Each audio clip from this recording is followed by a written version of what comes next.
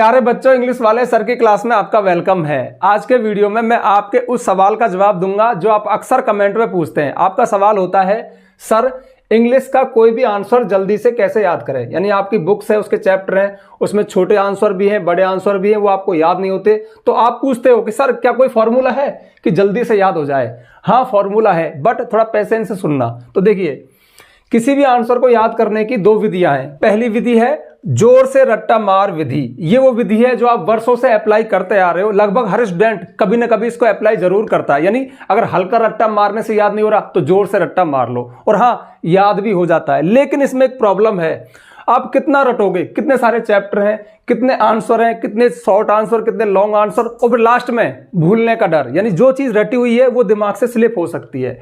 दूसरी है मेरे पास स्मार्ट विधि। यानी स्मार्ट विधि का यूज करके बस थोड़ा पेशेंस रखना, दो चार बात बताऊंगा, अप्लाई करना, आपको रटने से मुक्ति मिल जाएगी। थोड़ा पेशेंस करना, क्योंकि मैंने हजारों बच्चों को अपनी ऑफलाइन क्लास में ये चीजें करवाई हैं और सच में उनको रटने से मुक्ति मिली है। और आज भी मुझे याद करते हैं कि सर आपने तो बेड़ा पार कर दिया। और हाँ, मैं भी शुरू से ऐसा रहा हूं, मतलब बचपन में मुझे रटने से हेट था। तो ये जो विधियां हैं ये मैंने खुद ने ही बनाई हैं, मतलब खुद ने ही अप्लाई किए, खुद ने ही जुगाड़ बनाया है, बच्चों से अप्लाई करवाया है और सफल है। आप थोड़ा ट्रस्ट करना। तो जोर से रट्टा मार विधि में क्या होता है, देखिए इधर जो हमारी रट्टा मार विधि है उसमें हम क्या करते हैं, आप सबको पता है, बोल बोल कर रटना। सामने ले लिया, ये तीन चार बोलेंगे बोलेंगे बोलेंगे। ज्यादातर बच्चे ऐसे ही रटते रहते हैं। दूसरा है लिख लिख कर याद करना। ये थोड़ा इससे बेटर है। अगर हम कोई चीज, देखो कुछ चीज हमने देखी और सुनी, बस उससे आप देख रहे हैं और उसको सुन रहे हैं, फिर उसको बोल रहे हैं, तो फिर थोड़ा कम इफेक्ट करता है। लेकिन अगर लिख के आपने याद कर लिया तो वो याद हो सकता है। इसका मैं भी थोड़ा सा इसको फेवर करता हूं, रिकमेंड करता हूं। यानी ये फिर भी काम करता है, लेकिन है रटना ही। दूसरा है रट कर दूसरे को सुनाना।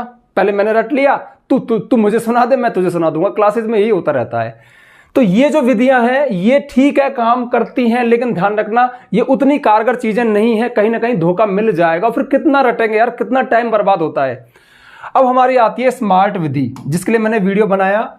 एक एक पॉइंट को ध्यान से समझना। पहले एक साथ बोल रहा हूं, फिर एक एक बताऊंगा। शुरू में कुछ आंसर्स को समझना। इसमें सबसे बड़ी बात है ना, जो अगर पकड़ना चाहो तो ये पकड़ना।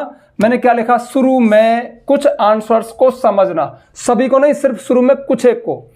शुरू में कुछ आंसर्स को डिफरेंट सोर्स से पढ़ना। सिर्फ शुरू में कुछ आंसर्स को अपनी भाषा में लिखने की कोशिश करना। और फिर लास्ट में कुछ दिन ऐसा करके आपको कोई आंसर नहीं रटना पड़ेगा। बस शुरू में कुछ दिन कुछ आंसर, फिर आपका काम हो जाएगा। और ये स्मार्ट विधि आपके दिमाग में चली जाएगी, आपका दिमाग इसको पकड़ जाएगा, है ना। आपका दिमाग इसके लिए इजी हो जाएगा और कमाल हो जाएगा। तो सबसे पहले समझते हैं करना क्या है। शुरू में कुछ आंसर्स को समझना। जैसे कि कोई आंसर हमारे सामने है, बहुत बड़ा सा है, 8 लाइन है, 7 लाइन है, हम उसको जबरदस्त करके ठूस रहे हैं। हमें पता ही नहीं कि इसमें बात क्या चल रही है, इन लाइनों का सेंस क्या है, ये अर्थ क्या दे रही है। बस हम तो रट रहे हैं। लेकिन मैं क्या कर रहा हूं, शुरू में कुछ आंसर्स को समझना, यानी उन लाइनों का अर्थ करने की कोशिश करना कि लाइन बोल क्या रही है। बस समझना है ना, याद नहीं करना, सिर्फ समझना है कि इसका मतलब क्या है, इसमें है क्या चीज, ये बोल क्या रही है लाइनें। उसके बाद साथ में ये भी करना है, शुरू में कुछ आंसर्स को डिफरेंट सोर्सेस से पढ़ना। ये बहुत कमाल की बात है, इस पे थोड़ा मैं फोकस करूंगा। ये समझना जरूरी है।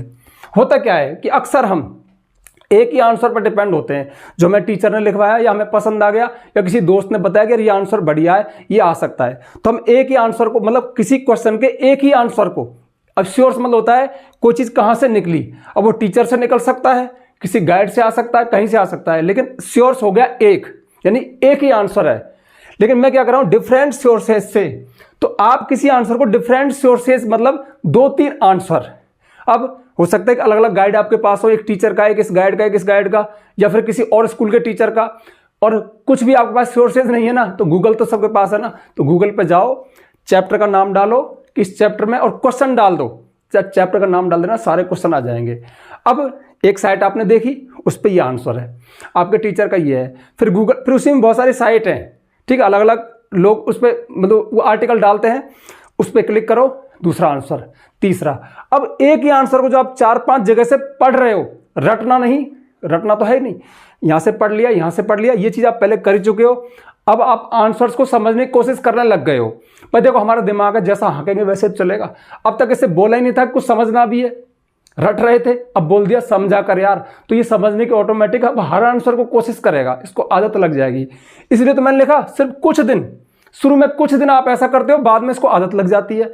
अब जो आप डिफरेंट सोर्सेज से आंसर्स को देखोगे कि भाई इस टीचर ने क्या बताया, इस टीचर ने इस वेबसाइट ने क्या बताया, अब आप उनमें कंपैरिजन करोगे, तुलना करोगे। अब हमारा दिमाग तुलना करने के चक्कर में, पढ़ने के चक्कर में, समझने के चक्कर में वो ऑटोमेटिक याद हो जाएगा, क्योंकि हमारा लेवल थोड़ा बड़ा चला गया। हमें लगेगा यार ये लाइन सही है, यार ये बहुत घुमा फिरा के लिख रहा है, इसने तो ऐसे लिख दिया है ना, यार क्या वर्ड दिया है यार, है ना, ये तो बहुत हल्का वर्ड था, इसने क्या वर्ड दिया है, या फिर इसने कितना इजी वर्ड दे दिया। अब ये हमारा दिमाग खुद सोचेगा, समझेगा।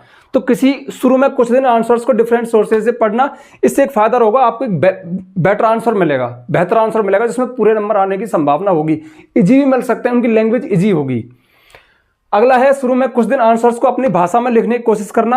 अक्सर मेरे चैनल का मूल मंत्र यही है कि कुछ मत रटो, बना बना के लिखो। कितने सारे वीडियो बना दिए, ठीक है, कितने सारे वीडियो बनाता हूं यार, बना के लिखा करो।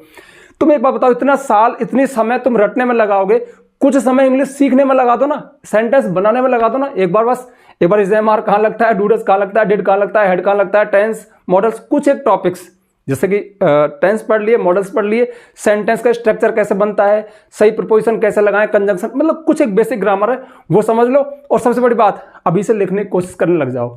याद रखना, जिस दिन पहली बार स्कूल में गया था ना, पहले दिन से ही कभी किसी गाइड से आंसर नहीं लिखा, बस बना के लिखा। और वो बना के लिखना मेरे दिमाग में इतना अच्छा चला गया कि आज इतना बड़ा टीचर हो गया कि लाखों बच्चे पढ़ते हैं, सब कुछ है, लाखों बच्चों को इंस्पिरेशन देता हूं, यार मत रटा करो, आप भी कर सकते हो। अरे गलती तो होगा, हो जाने तो, बट लिखा करो।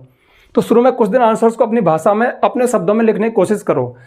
कुछ दिन ऐसा करके आपको कोई आंसर नहीं रटना पड़ेगा, यह है मूल मंत्र। यानी कुछ दिन आप ऐसा करोगे, शुरू में कुछ दिन, और बाद में आपके दिमाग में ही वो सॉफ्टवेयर डेवलप हो जाएगा कि आपको रटना नहीं पड़ेगा।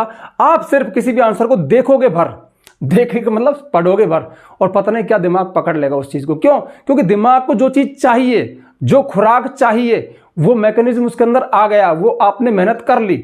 और ये मेहनत में ध्यान रखना, ये कोई बोरिंग मेहनत नहीं। बोरिंग तो आंसर को रटना है यार, जबरदस्ती करके ये बोल रहे हैं, अरे इसमें तो मजा आएगा यार, पढ़ के देख रहे हैं, लिख के देख रहे हैं, गलत हो रहा है कोई बात नहीं, मजा आएगा। कुछ दिन ये रफ वर्क करने के बाद हमारे दिमाग में वो सॉफ्टवेयर बन जाता है कि हम किसी आंसर को लिख सकते हैं। मतलब हमें समझ चाहिए कि चैप्टर में क्या है, चैप्टर में क्या है, और कुछ आंसर्स को हम बस एक बार पढ़ेंगे और हम फिर अगर भूल भी जाए तो वहां पे बना के लिख देंगे, वो चीज आपके अंदर आ जाती है। इतना सब होने के बावजूद भी मैं अक्सर कहता हूं कि आप अभी इतने विद्वान नहीं हुए, अभी छोटे ही हो।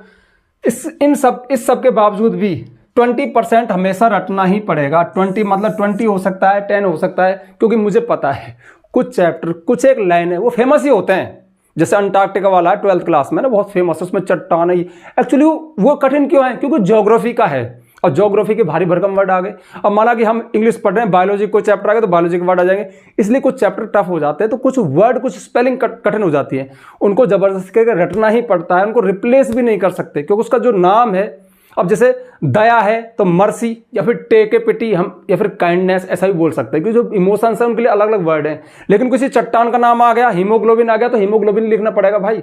तो कुछ वर्ड रटने पड़ते हैं, कुछ सेंटेंस रटने पड़ते हैं। इसलिए मैं कहता हूं इस सब के बावजूद ही 20% तो हमेशा रटना ही पड़ेगा।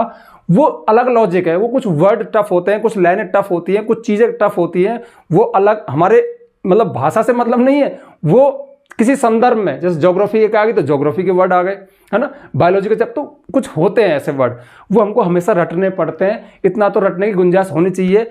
फिर रटने में थोड़ा जोर भी पड़ता है, तो जोर भी पड़ना चाहिए ना। हालांकि मैं अक्सर कहता हूं इंग्लिश एक लैंग्वेज है, एक भाषा है। आपने कुछ लिखा, मुझे समझ में आ गया, भाषा ने काम कर दिया, थोड़ी बहुत गलतियां चलती है, इसलिए डरा मत करो यार, थोड़ा लिखने की कोशिश किया करो।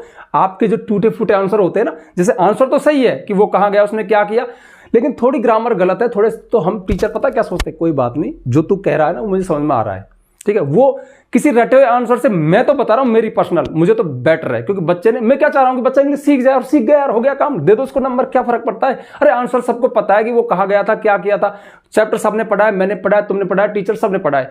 लेकिन बात है इंग्लिश लिखने की, चूंकि हमने उस पर काम किया, हम सीख गए, काम हो गया, ठीक है। तो ये थी बात। तो ये कुछ पॉइंट्स हैं, इनको आप नोट कर लेना। नोट क्या करना यार, कितनी बार कहता हूं, थोड़ा इन पे काम करके देख लेना, आपको रटने से मुक्ति मिल जाएगी। मेरी आत्मा को भी थोड़ा संतोष मिल जाएगा कि यार मैं गला फाड़ फाड़ के लगभग हर वीडियो में ये बात चिल्लाता हूं और बच्चे इसको सीख रहे हैं, ठीक है। तो मिलते हैं नेक्स्ट वीडियो में किसी नेक्स्ट टॉपिक के साथ, तब तक के लिए बाय।